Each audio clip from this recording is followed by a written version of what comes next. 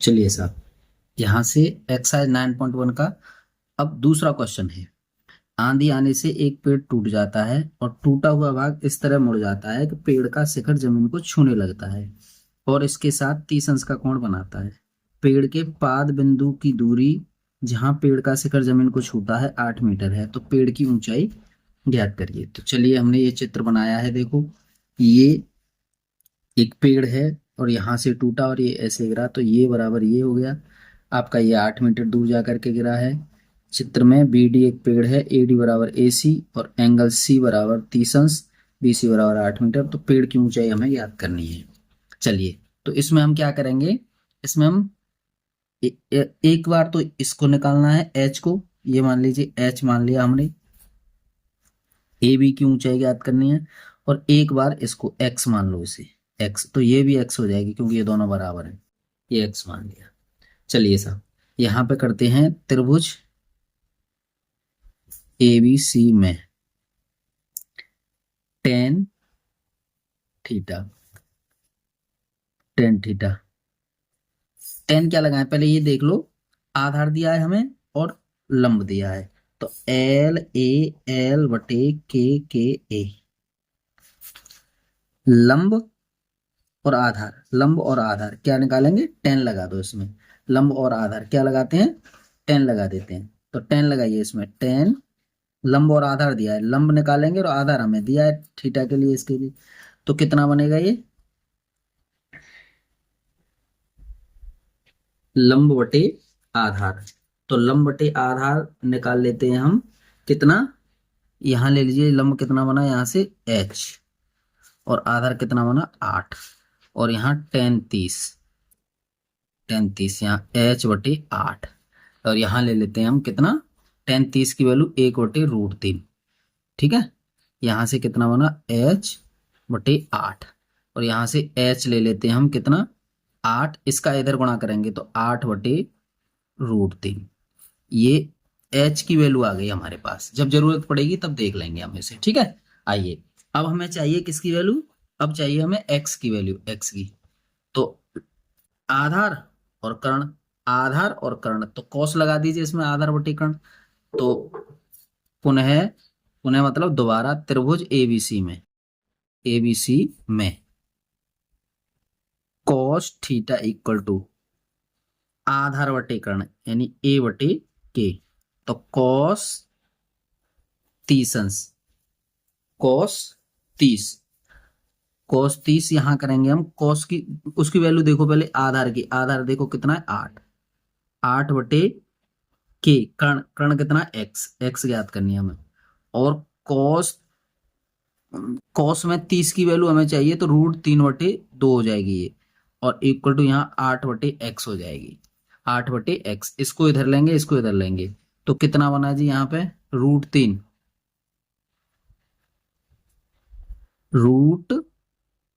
√3x equal to 8 दूनी 16 और x equal to हो गई 16/√3। 8 दूनी 16 और 16/√3। और हम इसे क्या करेंगे, ऐसे ऐसे ही रहने दीजिए। अब आप आगे देख लीजिए आपको क्या करना है। अब हमें चाहिए, अब हमें चाहिए पेड़ की ऊंचाई, पेड़ की ऊंचाई। पेड़ की ऊंचाई देखो, ए बी और ए डी ये दोनों मिल करके, यानी कि हमारा एक्स जो आया है वो कितना आया है और ये कितना आया है, यानी कि A B plus A D ये चाहिए। ए बी देखो कितना है हमारा एच और ये है एक्स, एच और एक्स दोनों मिलकर के। एच देखो कितना है जी, एच हमारा कितना है, एच एच है 8/√3 प्लस 16/√3। अब देखो यहाँ हम एलसीएम लेंगे तो √3 हमारा एलसीएम बना। यहाँ हो गया 8 प्लस 16, इसको कर सकते हैं हम 24/√3। कर सकते हैं कि नहीं कर सकते, 24/√3। अब ऐसा करिए, कंजुगेट बना लीजिए इसका, हर का परमेकरण, और √3 का ऊपर नीचे गुणा। तो ये होगा 24√3/3। √3 3 3 9 और 9 का वर्गमूल 3। इससे इसे काट दीजिए तो ये हो गया 8√3 मीटर, 8√3। तो पेड़ की कुल ऊंचाई हमारी 8√3 मीटर आ गई साहब। चलिए आगे आइए। एक ठेकेदार बच्चों को खेलने के लिए एक पार्क में 2 फिसलन पट्टी लगाना चाहती है।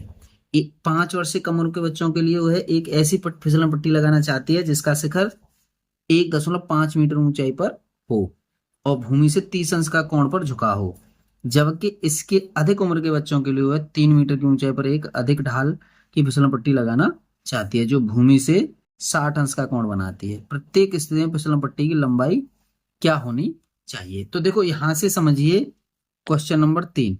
यहां मैं पहले आपको चित्र बना करके बताता हूं कि एक फिसलन पट्टी 1.5 मीटर की है ऊंचाई की, और ये फिसलन पट्टी बनी हुई है जो कि यहाँ 30 अंश का कोण बना रही है।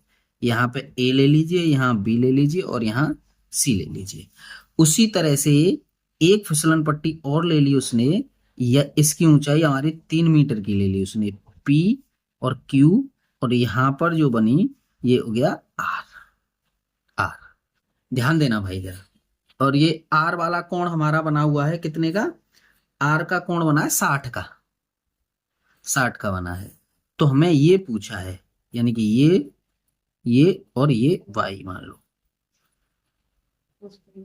ये मान लीजिए आप एक्स और वाई। चित्र में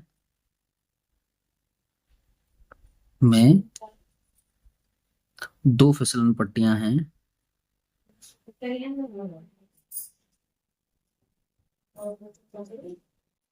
फिसलन पट्टियां हैं ए बी 1.5 मीटर और पी क्यू बराबर 3 मीटर, एंगल सी बराबर 30 अंश और एंगल आर बराबर 60 अंश। ठीक है ना? हमें ज्ञात करना है एक्स बराबर ज्ञात करना है और वाई बराबर ज्ञात करना है, दोनों फिसलन पट्टी ज्ञात करना है। ठीक है, ये ज्ञात करना है हमें। आइए त्रिभुज ए बी सी में, त्रिभुज ए बी सी में अगर हम करेंगे तो क्या करेंगे? देखो यहां से हमें ये लंब दिया है और ये कर्ण, लंब और कर्ण, तो एल ए एल बटे के ए, लंब बटे कर्ण, लंब बटे कर्ण। तो साइन है, इसमें दिया है साइन, तो इसमें लीजिए साइन 30 इक्वल टू लंब कितना बन गया साहब हमारा? 1.5 बटे एक्स। लंब ये साइन 30 की वैल्यू 1/2 बराबर 1.5 एक्स, इधर ले लीजिए X equal to 1.5 into 2, X equal to 15 दूनी 30, यानी कि एक्स इक्वल टू कितना बना? 3 मीटर, 3 मीटर बना जी। ठीक है साहब। अब यहां से अगर हम करना चाहें, यहां से आइए त्रिभुज पी क्यू आर में सेम वही लेंगे, साइन 60 इक्वल टू लंब बटे कर्ण, और यहाँ बाई ले लीजिए 3 बटे बाई। साइन 60 की वैल्यू √3/2 इक्वल टू 3, और यहाँ पे बाई, यहाँ इसे देखिए, यानी √3 बाई, इसका इधर गुणा करेंगे तो √3 बाई बराबर 3 दूनी 6, और बाई बराबर है 6 बटे √3, और यहाँ पे √3 की वैल्यू ऊपर और √3 नीचे, यहाँ हो गया बाई बराबर 6√3/3, इससे इसे काट दो 2 बार, बाई बराबर हो गए 2√3 मीटर, 2√3 मीटर। तो इस तरह से ये दोनों के दोनों हमारे निकल करके आ जाते हैं। एक जो पहली फिसलन पट्टी थी वो 3 मीटर की ढलान होगा उसमें, और दूसरी फिसलन पट्टी में 2√3 होगा। इसकी 2√3 हो गई और इसकी हो गई कितनी? 3 मीटर। तो इस तरह से ये दोनों तीसरे क्वेश्चन के दोनों ही पार्ट हल हो जाते हैं। आइए साहब क्वेश्चन नंबर 4। क्वेश्चन नंबर 4 में हमें क्या दिया है पढ़ते हैं। यहाँ पर भूमि के एक बिंदु से जो मीनार के पाद बिंदु से 30 मीटर की दूरी पर है, मीनार के शिखर का उन्नयन कोण 30 अंश है, तो मीनार की ऊंचाई ज्ञात कीजिए। देखो जो कह रहा है उस तरह से चित्र बना लीजिए आप। भूमि के एक बिंदु से मीनार के पाद बिंदु से 30 मीटर की दूरी पर, मीनार के पाद बिंदु से 30 मीटर की दूरी पर। तो देखो ये बनाइए, चित्र बनाते हैं हम, ये बनाते हैं, ये ऐसे करके, यानी ए बी मान लीजिए हमारी ये मीनार है, मीनार है साहब। फिर क्या कहता है वो, 30 मीटर की ये दूरी हो गई, एंगल ये सी हो गया, ये 30 अंश का है। तो मीनार की ऊंचाई हमने मान ली h, ये हमें ज्ञात करनी है साहब। आइए देखो पहले समझ लो इसे। वो कह रहा है कि एक मीनार है, कोई ए भी मान लीजिए मीनार है, उसके 30 मीटर दूर पर कोई बिंदु सी है जिसका उन्नयन कोण, मीनार का जो उन्नयन कोण बन रहा है चोटी वाला, हमने बताया था नीचे से ऊपर देख रहे हैं, तो वो बन रहा है 30 अंश का। तो इस तरह से हमें मीनार की ऊंचाई ज्ञात करनी है। तो आप सबसे पहले लिख लीजिए, ये चित्र बन गया। अब चित्र में ए बी एक मीनार है, मीनार है, एंगल सी बराबर 30 अंश और B C equal to 30 metre, और ए बी हमें ज्ञात करना है, क्या ज्ञात करना है भैया, ए बी हमें ज्ञात करना है। चलिए साहब यहाँ पे हम क्या करेंगे, अब आप देख लीजिए, हमें आधार, लंब और आधार, लंब और आधार ये दिया है। तो हमने अभी आपको क्या बताया था, एल ए एल बटे के ए, लंब और आधार टेन बन गया ना, लंब और आधार, लंब और आधार टेन, ऊपर से ten, sine cos ten, cot sec cosec, ऐसे ऊपर नीचे, ठीक है। तो इसमें लेते हैं हम टेन, यहां पहले लिख लो त्रिभुज ए बी सी में टेन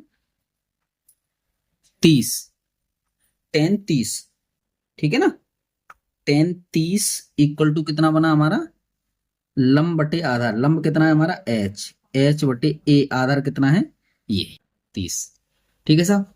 अब टेन, अब देखो समझ रहे होंगे आप, अगर मैं यहां से निकालूं किसकी, टेन 30 की वैल्यू रखूं तो कितना रखूंगा मैं, 1/√3, टेन 30 की वैल्यू, और यहां रखूंगा h/30, इसको इधर लाएंगे, यानी कि h इक्वल टू क्या है आपका 30/√3, ठीक है जी। इसका ऊपर गुणा √3 का करिए, इसमें ऊपर नीचे गुणा √3 का करिए, कंजुगेट बनाएंगे उसका, तो ये हो गया आपका 30√3 और बटे 3, इससे इसे काट दीजिए 10 बार, तो h इक्वल टू हो गई आपकी 10√3 मीटर, ठीक है ना। यहां हम लिख सकते हैं कि मीनार की ऊंचाई, मीनार की ऊंचाई 10√3 मीटर है, ठीक है साहब। इस तरह से हमने ये हल कर दिया साहब। आगे है आपका 5वां question, question number 5। Question number 5 में कहता है भूमि से 6 मीटर की ऊंचाई पर एक पतंग उड़ रही है, पतंग में लगी डोर को अस्थायी रूप से भूमि के एक बिंदु से बांध दिया है, भूमि के साथ डोरी का झुकाव 60 अंश है, यह मानकर कि डोरी में कोई ढील नहीं है, डोरी की लंबाई ज्ञात कीजिए। तो डोरी की लंबाई ज्ञात करनी है। देखो इसका चित्र बनाते हैं हम, सबसे पहले चित्र बनाते हैं कि ये एक ऐसे करके, तो ये 60 मीटर की तो ऊंचाई है, पतंग, यहाँ पतंग है, पतंग यहाँ P और Q मान लीजिए पतंग को, ये R हो गई, ठीक है ना, PQ पतंग है, तो पतंग यहाँ उड़ रही है, ये 60 मीटर की ऊंचाई पर उड़ रही है, और ये इसकी डोरी है, डोरी मान लीजिए, डोरी मान लीजिए x मीटर की है डोरी, ठीक है सर। और यहाँ ये 60 अंश का कोण बनाती है, ध्यान देना जरा हमें क्या चाहिए। अब यहां देख लीजिए आप चित्र में, चित्र में PQ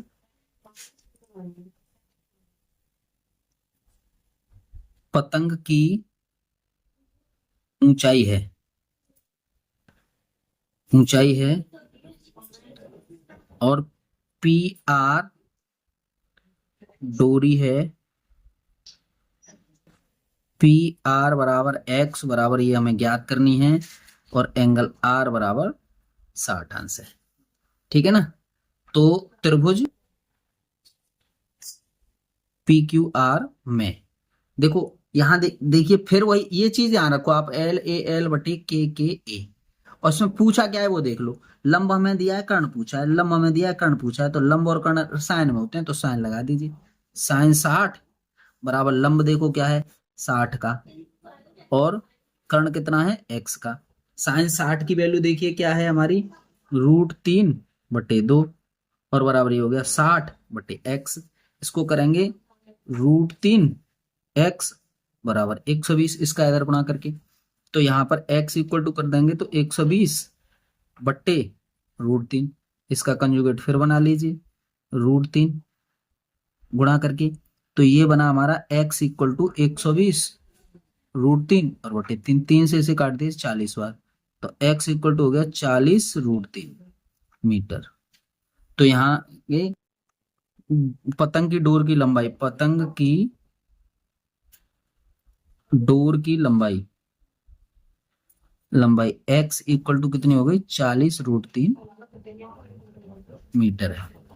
ठीक है साहब, ये हो गई साहब, समझ पा रहे होंगे सब आप, इस तरीके से आप सब कुछ समझ गए होंगे। ठीक है साहब, चलिए